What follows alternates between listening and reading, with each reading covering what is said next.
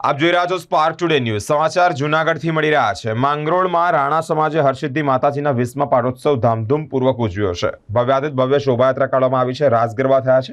મહાપ્રસાદી તેમજ સાંજે 501 દીવડાઓની સમૂહ આરતીનું ભવ્ય આયોજન કરવામાં આવ્યું છે।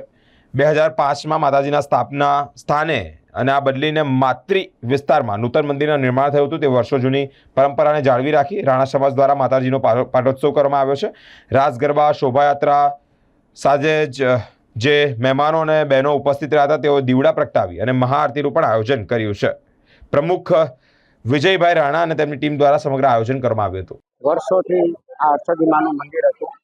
વર્ષો પહેલા 10 પગાની સીગડી મૂકી અને શ્રાવણ મહિનાના પ્રથમ સોમવારે ત્યાં કોલાવાડની અંદર બિરાજમાન હતા અને શ્રાવણ મહિનાના પ્રથમ સોમવારે અમે એને ખોલતા ધૂપ દીવા કરી વ્યવસ્થિત પૂજા કરી અને પાછું અમે બંધ કરી દેતા। વર્ષમાં માત્ર એક જ વાર ખોલતા।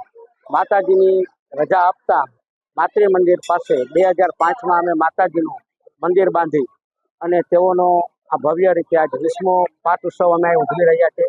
દર શ્રાવણ મહિનાના સોમવારે માંગરોળથી અમે ગાંધી ચોકથી અમારું ગોલાવાડ આવેલું છે અને ત્યાંથી અમે માતાજીની શોભાયાત્રા કાઢીએ, રજા શોભાયાત્રા, તેમજ સાથે સાથે અહીં 5 વાગે પૂગીએ અને ગરબાનો પ્રોગ્રામ રાખીએ। 2 કલાક 2.5 કલાક ગરબાનો પ્રોગ્રામ હોય।